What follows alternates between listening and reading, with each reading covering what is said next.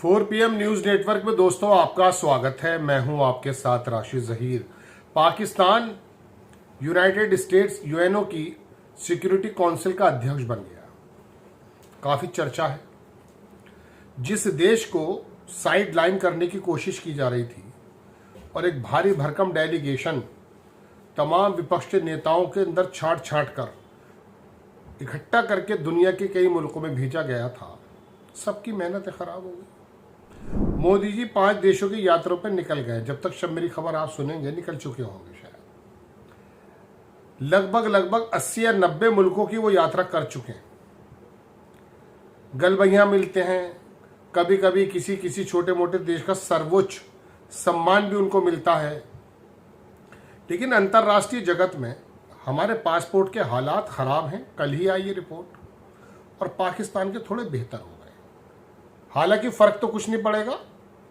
जिन लोगों को मोरबी पुल से कोई फर्क नहीं पड़ा, कुंभ की भगदड़ से कोई फर्क नहीं पड़ा, दिल्ली के स्टेशन की स्टैम्पीड से कोई फर्क नहीं पड़ा, उनको इस बात से भी फर्क नहीं पड़ेगा कि हमारा पासपोर्ट की जो रैंकिंग थी वो 2014 में 74-76 थी और आज क्या है पता कर लीजिए। हर साल घट जाती है। पाकिस्तान की कुछ सुधर गई है। खाली पासपोर्ट रैंकिंग नहीं सुधरी है, उसको यूएन की जो सिक्योरिटी काउंसिल है यूएनएससी का अध्यक्ष बनाया गया। वो नो डाउट हर किसी को बनाया जाता है टर्म के कर्म के हिसाब से। लेकिन बात यह है कि आपकी तो उछलकूद बहुत ज्यादा थी। आपके सांसद दुनिया में जाके नक्कारा पीट रहे थे कि यह आतंकी देश है। यूएन अमेरिका की बिना मर्जी के तो नहीं कर सकता इस काम को, उसने तो उसको बना दिया। सिफारती एतबार से, कूटनीति एतबार से पाकिस्तान ने जो छलांगे लगाई हैं, खास करके ऑपरेशन सिंदूर के बाद, वो वाकई बड़ा मेरे नज़दीक तो बहुत ज़्यादा चिंता का विषय इसलिए है क्योंकि ये सरकार पाकिस्तान के अंदर भी एक्सेप्टेबल नहीं है। हथियाई गई सरकार है। अमेरिका के दखल से इमरान खान को जेल में डाल दिया गया है और जिनके ऊपर चोरी चकारी डकैतियों के इल्जाम थे उनको सरकार दे दी गई है। बिल्कुल डीप स्टेट का साफ नजर आता है कि उसने किस प्रकार से रिजीम को चेंज किया। लेकिन मेरी हैरत की बात मुझे यह है, नवाज शरीफ तो काबिल आदमी था या है, उसका भाई जो ये शहबाज शरीफ है, ये तो एक मंचों पे मस्खरा टाइप का आदमी नहीं होता। ये इस प्रकार के बयान देता है। मैंने इसके कई वीडियो ऐसे देखे हैं, आपने भी देखे होंगे, कि बातचीत करता करता इतना जोश में आता है कि हाथ मार देता सारे माइक्स पे। बातें बहुत मिलाता है। किसी राष्ट्र के अध्यक्ष के बारे में मुझे इस प्रकार की लैंग्वेज इस्तेमाल इसलिए नहीं करनी चाहिए, मुनासिब नहीं है। लेकिन जिस प्रकार से पहलगाम का मसला है या दुनिया में जो टेररिस्ट एक्टिविटीज होती हैं उनको लेकर जब इसकी सरजमीन का नाम आता है तो उसका नाम जो है सबसे ऊपर होता है। अब वो यूएनएससी का प्रेसिडेंट बन जा रहा है। अफगानिस्तान की जो बारे में फैसला करने वाली एक टीम थी उसका भी अध्यक्ष इसको बना दिया गया था। पासपोर्ट में इसका सुधार हो रहा है और हमारा गोदी मीडिया ये कह रहा था कि 800 रुपये किलो आटा बिक रहा है, अभी मर जाएंगे ये। मतलब पाकिस्तान के आम लोगों को इस प्रकार से कह रहा था कि अभी ख़त्म हो जाएंगे। हालांकि आम लोगों का इसमें कोई कसूर नहीं है। बात यह है दोस्तों कि हमारा ये दौड़ भाग क्या किस काम की आ रही है। आप फिर 5 देशों की यात्रा पे निकल गए। बात यह है कि जब दुनिया के बारे में फैसला करने जा रहे हैं ट्रंप अपने उस बिल से जो पास करा लिया एक जगह, और अब वो 435 की उनकी कांग्रेस है, वहां से भी पास होने की उम्मीद है। 220 चाहिए, उसके अंदर 217 220 है उनके पास।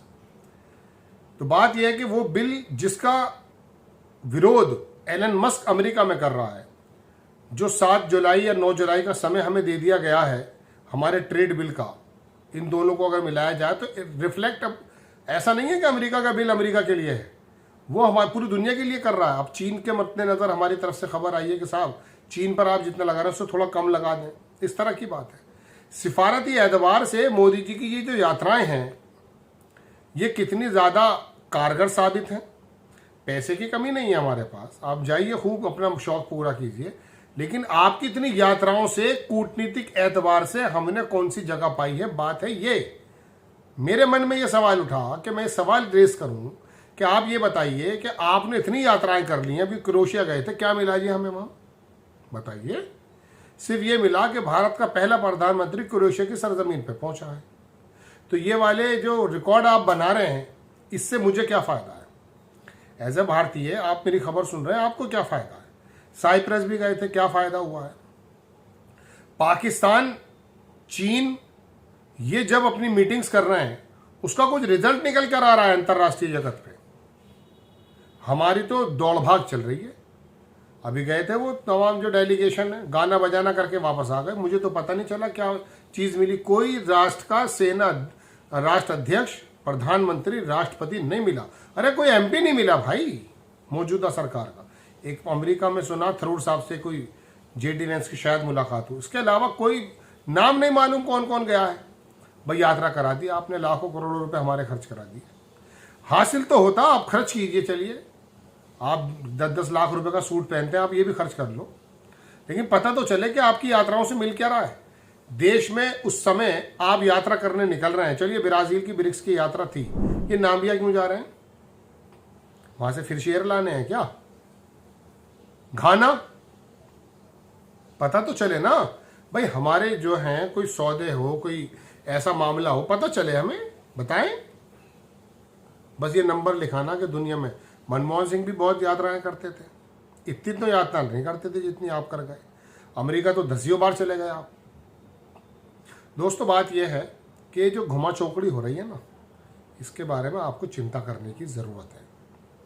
क्योंकि अगर आप लोग अवेयर नहीं हुए और इस बात को लेकर के आप हिप्नोटाइज रहे कि भिस गुरु हमारे ऊपर हैं और हमारे सब कुछ चंगासी चल रहा है, तो याद रखिए चंगासी नहीं चल रहा है। अर्थव्यवस्था का क्षेत्र हो, कारोबार का क्षेत्र हो, बल्कि कारोबार की कमर पर तो चोट लगने वाली है अमेरिका की तरफ से। अभी वो जाहिर सी बात है, वो पुरानी बात तो रखेगा नहीं कि जहां हम 18% लेते थे वो 3% लेता था। वो तो बराबरी या उससे ऊपर ही जाना चाहता है। हमारे यहाँ का वो बिजनेसमैन गुजरात के भी तो होंगे भाई, इतना ही तरस कर लो। तो दोस्तों बात यह है कि इस घमा चौकड़ी से, इस घूमने फिरने से हासिल क्या हो रहा है? एक तो देश को ये पता होने की ज़रूरत है, आप साइप्रस से क्या करके आए, क्रोएशिया से क्या करके आए, अब घाना में आपका क्या प्रोग्राम है। आप ब्रिक्स में जाते आ जाते, वहाँ भी सम्मान मिल रहा है आपको। क्योंकि ब्राज़ील का जो प्रेसिडेंट है उसने स्टेट विजिट, वो जो स्टेट डिनर होता है ना, वो दिया जा रहा है। तो बस अब ये गोदी मीडिया अपने कोट पैंट सिलवा करके ब्राज़ील पहुँच जाएगा। देखिए आज तक ऐसा कभी नहीं हुआ है, ये नहीं हुआ है, वो नहीं हुआ। अरे ब्रिक्स को मजबूत करने की बात करो ना, अमेरिका की आंखों में आग डाल करके। SCO से हमारा तकरीबन खारिज होने जा रहे हैं। ब्रिक्स के हालात हमने क्या कर दिए थे, तो जा रहे हैं प्रधानमंत्री जी, अच्छी बात है। अमेरिका चाहता नहीं है कि ब्रिक्स कहीं भी एग्जिस्ट करे। दोस्तों बात यह है कि इस घुमा छोकड़ी का थोड़ा सा लेखा जोखा लेना आपको चाहिए, पता करना चाहिए। और ऐसे समय में जब अमेरिका की तरफ से ट्रेड बिल और वो घोषित होने वाला, प्रधानमंत्री जी हमारे देश में नहीं होंगे। हाँ, मोहन भागवत 3 दिन के दौरे पर दिल्ली में आ गए, उनका राष्ट्रीय अध्यक्ष चुने जाने की खबर है। चलिए वही देख लें, कोई ऐसे आदमी लेकर आ जाए। आपको खबर कैसी लगी अपनी राय कमेंट्स बॉक्स में ज़रूर दीजिए। चैनल को सब्सक्राइब कीजिए, शेयर कीजिए। नेक्स्ट टाइम मैं किसी खबर के साथ हाजिर होता हूँ। जय हिंद।